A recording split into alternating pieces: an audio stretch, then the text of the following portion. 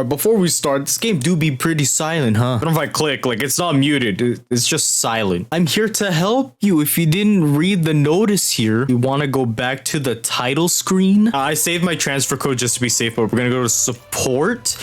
And now we're going to press restore app data. Wait, I got to get some AP. Now we press restore app data. Now we press restore app data. Why didn't it go through the first place? Now we wait. Bro, I'm 51 minutes into my recording. I'm still here.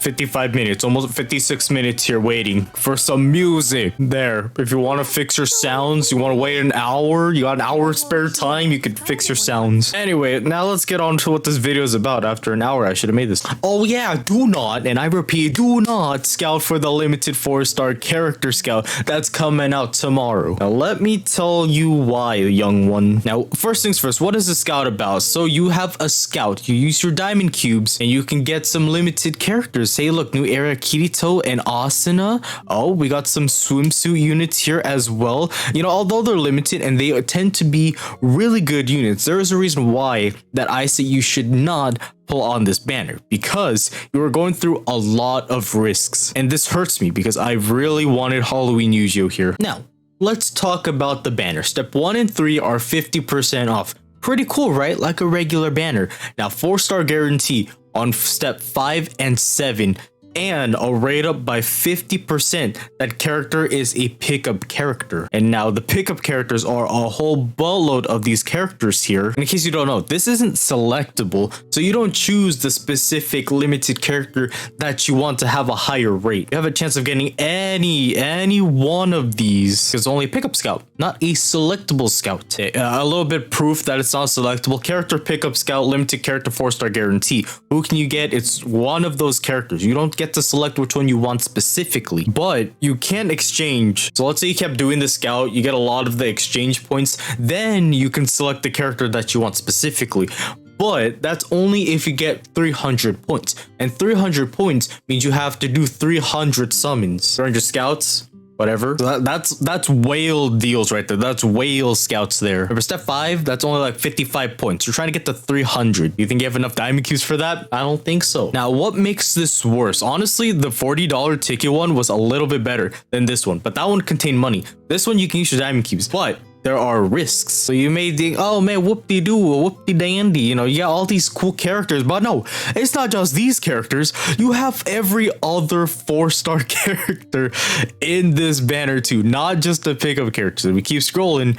There's quite a bit of 4-stars, and we're up to the progressive fire units that came out on December, I believe, around there. Now, if you've been playing this game, you know how the scouts are. You've done a lot of scouts in this game. The rates are just terrible. Now let's talk about rate up by 50%. That character is a pickup character. Now you have a lot of these characters, but you know, let's think of it this way. You play Genshin Impact. How's your 50-50? You hate those, don't you? Yeah, now imagine it and Unleash Blading. For the most part, because the rates in this game suck, you're gonna lose that 50-50. You're probably gonna get an Eldre or someone, I don't know. Oh, let's also add, even if you do get new era Kirito or Asuna, you're not even gonna get the background music for Shinkarin, which is the opening of this game. You're not even gonna get that. So even if you get these two characters, one of them, you don't even get the music. Okay, let's not forget step 8, 1.5 times higher chance. But at that point, step 8, and as if you keep going beyond step 8, that's when you are guaranteed, if you get a 4-star, by the way. It's not like a guaranteed 4-star like 5 and 7. No, this, you have to rely on luck. That's when you will get pickup characters. Now keep in mind, doing up to step 7, that's typically around 1,500 diamond cubes. Is it the same in this case? Yeah, so step 7, that's 1,500 diamond cubes. Now step 8 and beyond, that's 250 every time. 1,750, 2,000, 2,250. You're relying on luck too. It's not even a guaranteed 4-star. But if you get lucky and you do get a 4-star, hey, you could get one of the featured characters, but it may not even be the one that you want. Out of all these units, I don't know, the one that I don't really like the most, it could be Rodier, it could be this Alice. I mean, they're okay with me, but I don't think they're the best compared to everyone else here. So yeah, don't pull on this banner. It sucks. Anyway, let's say you do pull on this banner. I mean, I could tell you which limiteds are good or not. That way, you can get an idea of like, oh man, I got a great character doing this scout. That's basically the premise of the video. Just don't scout on this banner. But if you are gonna pull on it, you want to know which character is good, I got you. We're gonna start with Fire Element, then we'll go down, then I'll do an overall of who was the best out of everyone. But first, we got Fire Element. We got New Era, Kirito, and we got Together in This World, Asuna. Now, Asuna here is a damage dealer. She has enhanced mode, and I believe she also heals while in enhanced mode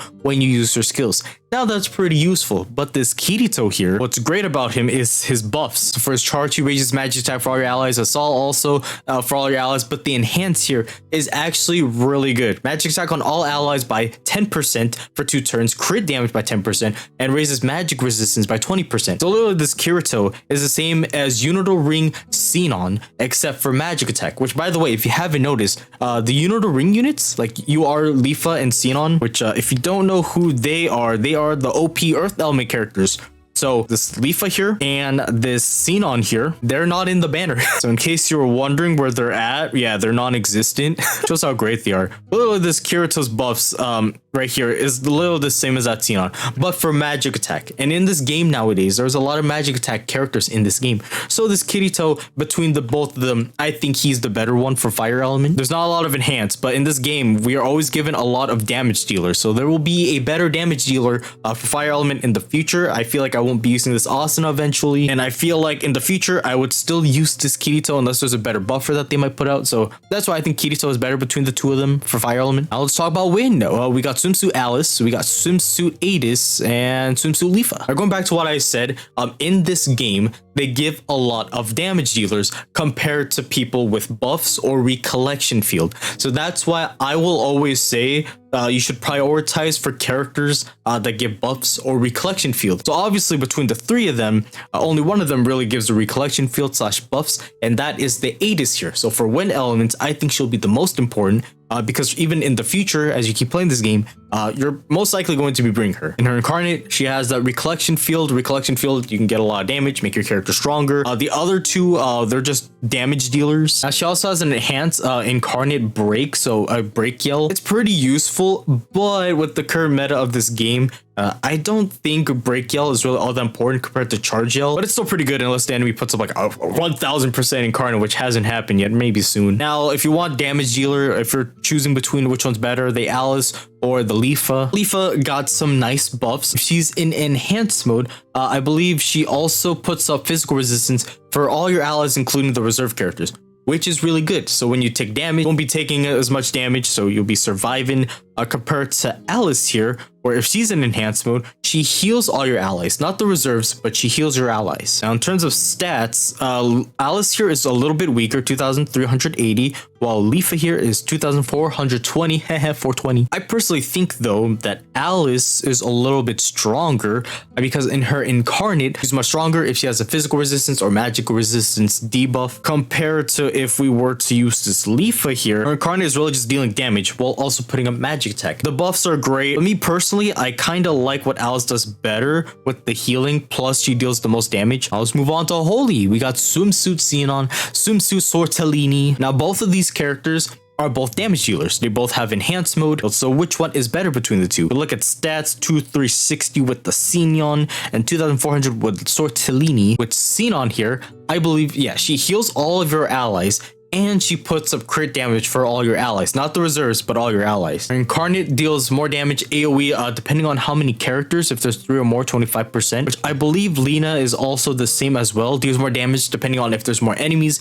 AoE, but she gives recollection field. Now that's pretty good, but I would say if you have Halloween Yuki, for example, I would actually choose her over Lena. I don't know why her incarnate's only +2 recollection field. If it was 3, it would be a lot better. Anyways, in terms of what Lena does, she doesn't really do the same as Xenon, except recollection on her assault only by 1. So I personally would choose Xenon because of the crit damage buff and whatnot on her skills and also the HP recovery, but that's only if you have Halloween Yuki. But if you don't have Halloween Yuki who gives the recollection field, then I wouldn't blame you if you got Lena. So pretty good as well. Anyway, now we're gonna go Earth Element. We got the Bat Towel Ronie, Bat Towel Tisei. Which one is great between the two? Enhanced mode. Ronie here is a damage dealer, 2380. I have her personally myself. She's really good. Unfortunately, though, she only puts up magic attack for herself. The beta tester, she's a beater like Kirito back in SAO. She relies on herself, and she does a lot of damage. Damage increase 15 when your magic attack buff is 15% or higher. Additional 15% when your buff is 30% or higher. But Tisei here, Recollection Field, which is a special Recollection Field. 10% magic attack as long as you have the Recollection Field. And her other stuff, charge, physical resistance for all your allies by 15%, assault, magic attack for all your allies by 20%, and then she heals on her third skill with a Recollection Field. I think between the two of them, I personally would like Tisei better for the future. But for damage wise, of course, Roni would be better on the damage side. And again, in case you forgot, this game likes to give off damage dealers. So eventually that Roni will be overshadowed. And there's not too many enhanced characters, so better to get these now while you can. Of course, there's only one dark element, just this Goddess Atis. She's also pretty good, especially she has Recollection Field and she's strong, although Abyss Atis is still stronger. Abyss Atis isn't limited. You don't have to worry about that. But yeah, this Atis here is really good to have. Let's say I have the other dark element Kirito with Recollection Field. I guess Atis wouldn't be super important if you have him, but if you don't have him, this Atis is also really good. There's only one water element, which is Halloween Alice. Personally, though, I don't think she's really all that good, as I mentioned earlier. I mean, she sounds pretty cool. It raises physical res for all your allies by 20%. Damage increases by 20% with Recollection Field. She heals on her charge and puts up physical resistance, heals on assault. I only think she's good because right now, water hasn't been out since, what, October? It's March and we still haven't had anything. So if you do manage to get her, I guess you're pretty lucky considering there's not too many water right now. She's the latest, so the water damage wise, she's probably the best to get. But overall, out of everyone so far, she's not my favorite. Now, this one's fun. Now we have Wind, which I believe is the last one. So we have Halloween Yu-Gi-Oh! And Halloween Ronier, and I think that's it. Now, who is better between the two? Well, we go to Ronier. I'm sure you already know my answer. From the looks of it, she looks like she's a damage dealer. Healing looks pretty good. Also heals the reserve characters and raises physical res. Assault is AoE, hits everyone, which also inflicts regular continuous damage for 3 turns. And then her Enhance, which is the one that was very interesting when she first came out. Incarnate Break and Incarnate Charge for a single ally by 2 times, times 2, with a Recollection Field by 1. That Enhance is pretty good, but personally, between the two, I love this Yu-Gi-Oh more. Now, he has a skill called Super Continuous Damage, and if you don't know what Super Continuous Damage is, basically, if you use the skill with Super Continuous Damage more on the enemy will gain more damage as the turns of the enemy goes by. And if you keep using the skill, so for example, this Yu-Gi-Oh in Enhanced mode, this assault here puts up the Super Continuous Damage. So you keep inflicting that on the enemy, you can deal like what 100,000 plus damage every time the boss attacks, which can get even more crazy. Like, have you seen a character with continuous damage of 300,000, 400,000, 500,000 damage? Yeah, it's pretty crazy. Anyway, not only that, but that Yu-Gi-Oh also has Recollection Field on his Enhanced mode, if I recall. So either way, he has the Recollection Field. He's the better to get between the two of them. Now that we talked about every element, which one is the best overall out of every character? Now, this is my opinion, of course. Now, I am stuck between 2 characters out of everyone in this entire list, and I'll say why. Now, I say it's either New Era Kirito or it's Halloween Yu-Gi-Oh at the very bottom. I personally think one of those two is the best to have in this entire banner, but my mind mostly says that the best one overall is probably this Kirito. Now, I didn't mention about a lot of the other characters. Now, damage-wise, if you use them in like any other event, they're only good during, like, for this Asuna, only good for fire rankings. I said Atis was the best because Recollection Field. It's only good if there's a Wind ranking because of the Recollection Field for every other character. And of course, the damage-wise, they won't deal as much damage unless it's a Wind ranking, and that could be said for every other character that I mentioned. Same for the Earth elements here. Recollection Field only good for Earth element characters, not overall. But why am I saying Yu-Gi-Oh here? Although he does have Recollection Field, only good for Wind rankings. Why am I saying he's one of the best like Kirito? And I've already talked about it, but it's because of the Super Continuous Damage. Yes, Super Continuous Damage can be used outside of their own ranking. So even if it's a different element, let's say we're fighting against a fire enemy, right? You could still bring this Yu-Gi-Oh. You keep using them, you keep attacking with them. Basically, you keep inflicting the Super Continuous Damage as much as you can. I've seen videos where like it's 400,000, 500,000 for one enemy turn, by the way. That's why I think Super Continuous Damage units are just broken and amazing. But overall, because in this game now, ever since the second anniversary, a lot of the characters are going to be a magic hitter. At least so far in this game, there's been a lot of magic characters. That's why I say this Kirito is good, because you will bring him literally in any event that you would need like a magic attack team. He'll be good for his buffs, like raised magic attack. Although the recollection feels kind of a ooh. He also raises crit damage on his assault, but you're mostly just going to use the enhancer, which does every buff: magic attack, crit damage,